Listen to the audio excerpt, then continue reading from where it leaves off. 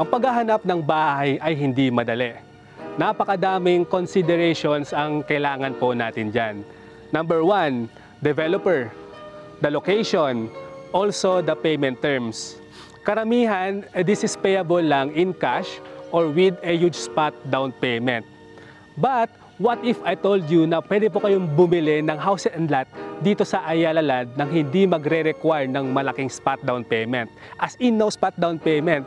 So, tara, samahan niyo po ako as I show you yung napakagandang opportunity dito sa Nuvali.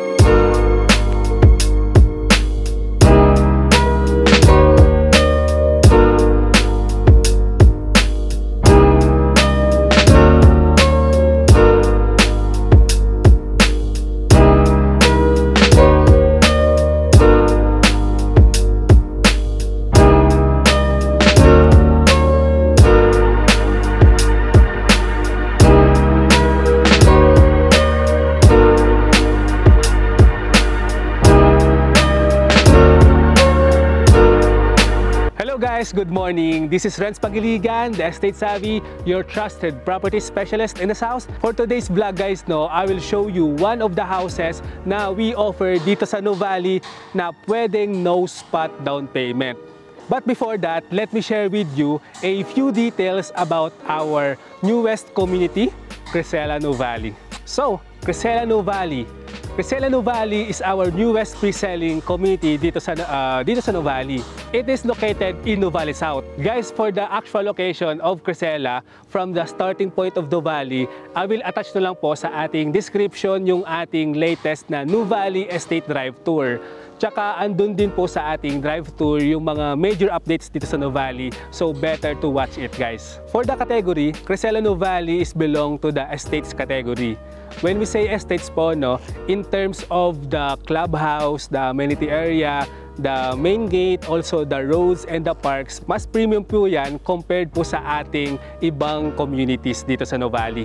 The size of this community is just 13.5 hectares. Guys, Crisela Nuvali is the smallest community po dito with almost 1 hectare amenity spaces. Guys, yung community natin, meron po tayong amenities. Meron po tayong clubhouse, adult and kiddie pool, indoor gym, multipurpose hall, meron din po tayong basketball court, play park, paw park. Also, meron po tayong landscape park na kung saan po tayo pwedeng mag-picnic and yung greenway. In terms of its elevation, Crisela Nuvali is located at the highest peak of Nuvali guys, from 200 up to 225 meters above sea level. Ganyan po siya kataas. Also, sa taas ng elevation natin, mahangin na po sa area at saka medyo malamig na po dito. And also, sa taas ng elevation natin, magkakaroon po tayo ng magagandang views of nature. Laguna de Bay, Mount Makiling, Tagaytay Ridge, tsaka po ng greeneries. The turnover of this community is on the 4th quarter of 2028. Guys, if you want to invest sa medyo matagal pa pong ma-turnover, tsaka gusto niyo pong ma-avail ang longest payment term natin, this community is perfect for you. Kasi yung payment term po natin is up to 42 months pa po. Ito po yung ating longest payment term sa lahat ng communities dito sa Nuvali. So, that's it for the details of our newest community, Crisela Nuvali. Tara, let's check naman po the houses na we offer dito sa community na to. Now, we are here dito sa model house ng Erin, our 3 bedrooms house and lot na ino-offer po namin. The floor area is 98 square meter, single detached po siya, tsaka 2-story. Also, the design is modern minimalist. The lot area of this model house, nasa 162 square meter po siya. Pero in Crisela, the smallest lot with this house is nasa 163 square meter. So, almost same lang po itong lot size natin. Share ko lang po guys, sa lahat ng communities natin before your property line, this is your property line. Meron pa po tayong walk path, planting strip before pa ng gutter tsaka ng street. Kumbaga, this is a +1 for me na example, paglabas ng property ninyo, safe pa kayong maglalakad kasi may walk path going to your neighbors or sa amenity area, hindi kayong maglalakad sa street or sa road. So we have a carport here, kasyang-kasya po 2 cars dito. Also, sa side po nito, may nakaabang na po na outlet dito. Na example, in the future, magkaroon po kayo ng electric car. So, meron po dito, pwede na po kayong magsaksak ng electric car po ninyo. So, in this side, pwede po kayong magpa-landscape ng garden. So by the way guys, yung papasukin po nating house, ito po yung deliverable house na. So tara, pasukin na po natin itong si Erin. So pagpasok po natin ng main door po no, ng ating house, yung unang bubungan po sa atin or yung magwe-welcome po sa atin is ito pong foyer. Sara lang po natin yung door. Ano po ba yung purpose nitong foyer? Usually po yung mga nilalagay po dito, yung ating shoe rack or sanitation area or malaking frame. Yan po. Then pagsara po natin ng main door, as you can see po no, or napapansin nyo na meron po tayong vertical window po dito. This is called side light. Yung purpose naman po nito para mag-welcome ng natural light dito. Para example po, hindi na kayo magbukas-bukas po ng light dito, maliwanag po sa area na to, sa foyer area. Then ang other purpose po nito, no, example po. Yan. Kung nakikita nyo po yan, para makita nyo po kung ano mga nangyayari po sa tapat ninyo. Another one, example, kung binabantayan nyo po kung dumating na po ba or na-deliver yung parcel nyo. Without opening your main door. That's the other one purpose. Guys, sobrang ganda po ng floor plan nito. Bakit? Kasi naka-open concept po tayo. As you can see, wala po tayong division. Yan, sa malaking area po na to. Kumbaga, you have the freedom kung paano nyo po siya i-design. So in this area, obviously po, no, dito po yung ating sala or living area. So we have your windows here, nasa corner. So mag-welcome ulit ng natural light. And dito po yung ating TV kasi dito na located yung ating auxiliary cables for internet din, pati yung mga outlet. So in this area naman is of course our dining area. Dito po yan. Okay, and in this area naman, ito po yung ating sliding door na pag binuksan po ninyo, example, gusto nyo ng more ventilation, ng natural air lang. So pwede po natin buksan, tsaka nag-welcome ulit ng natural light. Yan po. So paglabas po ninyo, no, ito po yung going to the lanay. So tara, after po natin ikutin yung, or paglabas ng lanay, no, pasok na po tayo ulit. Guys, in this house tour, what you see is what you get. Kung ano po yung nakikita nyo po ngayon dito sa house na to, this is the deliverable house. Baga, lahat po na nakikita nyo, ganito yung pagkaka-deliver po sa house nyo. Pwera lang po, no, dito sa split type.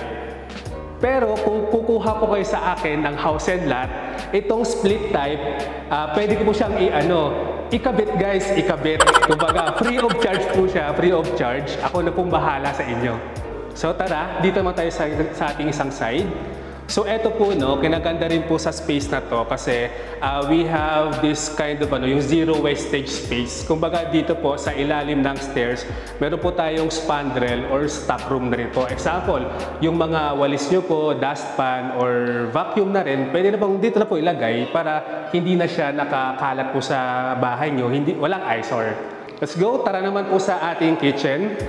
So in this side, dito po located yung ating kitchen countertop tsaka lower cabinet. Pero guys, no, dito sa model house natin, medyo na short lang po ito. Sa actual deliverable, hanggang dito po yung size or length ng ating kitchen countertop. Ipakikita ko po mamaya sa ating dressed up kung gaano siya kahaba. So dito po, meron na rin po tayong windows para, example, sanitation na din po dito sa ating lavatory. Then dito naman po yung ating service entry.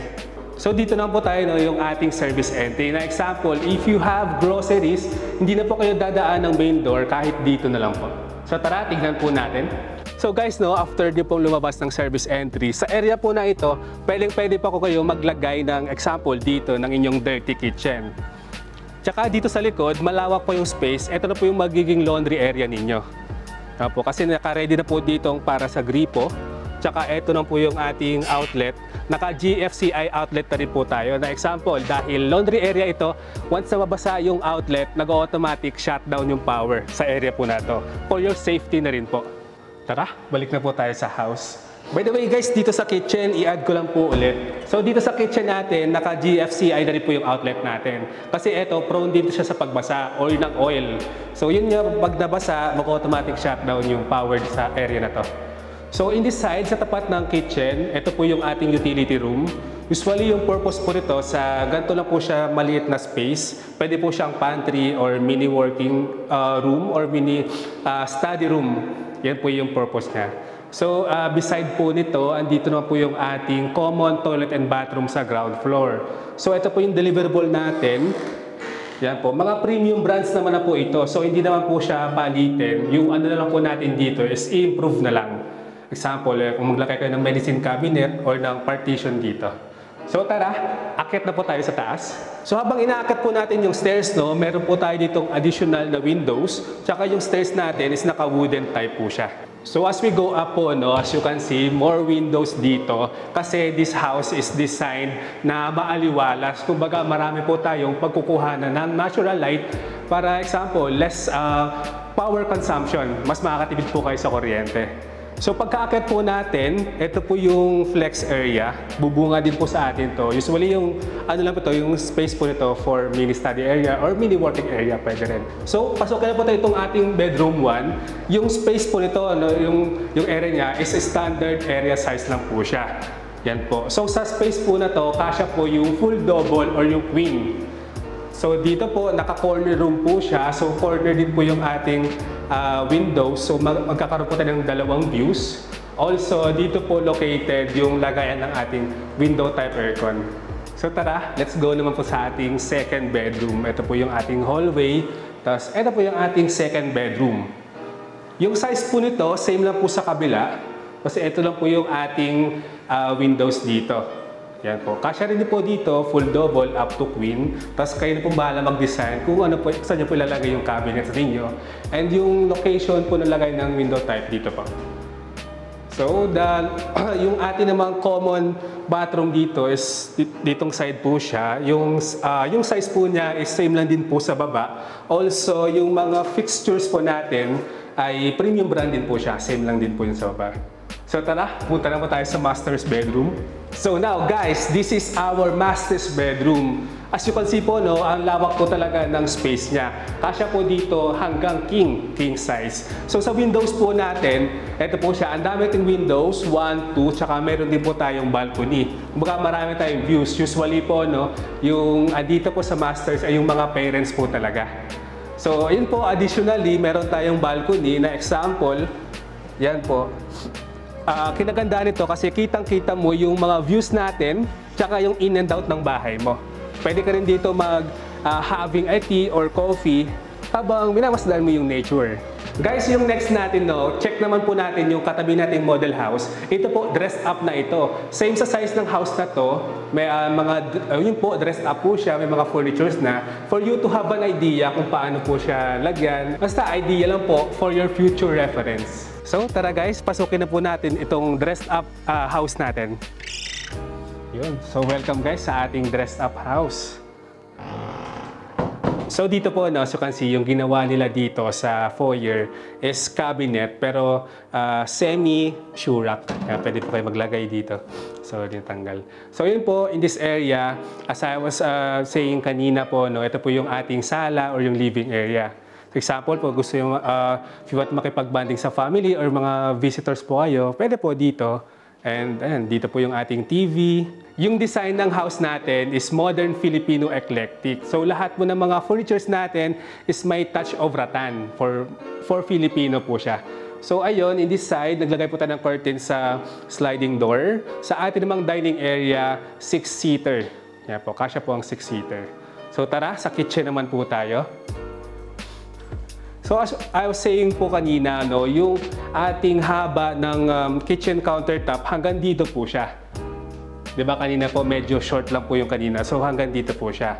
Yun din po, good idea din sa ating model house kasi napakaganda pala nalagyan ng upper cabinets dito. Na ganyan din po kahaba. Yan po. So, and service entry po dito, tsaka yung kanilang utility room, nilagyan lang po nila ng cabinets. Example, mga extra damit nila or mga hindi po ginagamit masyado, dito lang po nila nilalagay. So, for our bathroom, common bathroom, naglagay sila ng, yun po, dito, partition, sa ating shower, tsaka medicine cabinet. No, kasyang-kasya naman. So, tara, akit na po tayo sa taas. So sa pag-akit po natin, no, sa ating windows, naglagay lang sila ng blinds, tsaka dito po yung ating artwork. And ayun, sa ating pag-akyat, sa lahat ng windows natin, nilagyan po nila ng blinds. Blinds and blinds. Ito po, flex ko lang, no. Itong sa flex area natin, yung ginawa nila is mini study area. Kaya po, pwedeng-pwede. Ito sa hallway po natin, ito pong cabinet. And pagpasok po natin ng bedroom 1, pagpasok ng bedroom 1, ito po yung ginawa nila siguro for a child, yung maliit lang na bata kasi nakasingle lang po yung kama natin. mini study area, tsaka po yung cabinets natin dito. Okay, let's go for the second bedroom. Ayan, for the second bedroom naman, no, ginawa ito para sa babaeng teenager. So, you can see the colors, Barbie, tsaka ito pong cabinet. Ginawa rin po nila dito for single lang, pero kasya po yun hanggang full double or queen. Okay, so in this side, our common bathroom sa second floor. Same na same lang sa baba. So, kitchen cabinet, medicine cabinet, and yung ating partition para sa shower.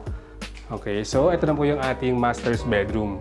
So here po, no, yung improvements nila dito sa master's bedroom, dito po yung cabinet, nakaratan type. Then ito pong kama nila is king. Kasya-kasya man yung king.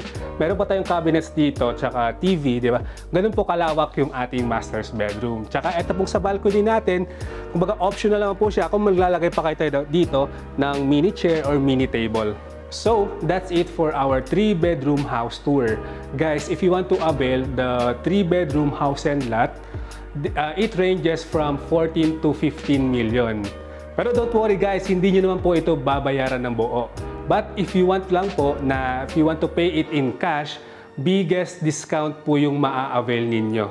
So aside from cash po, no, we have two options pa for payment terms.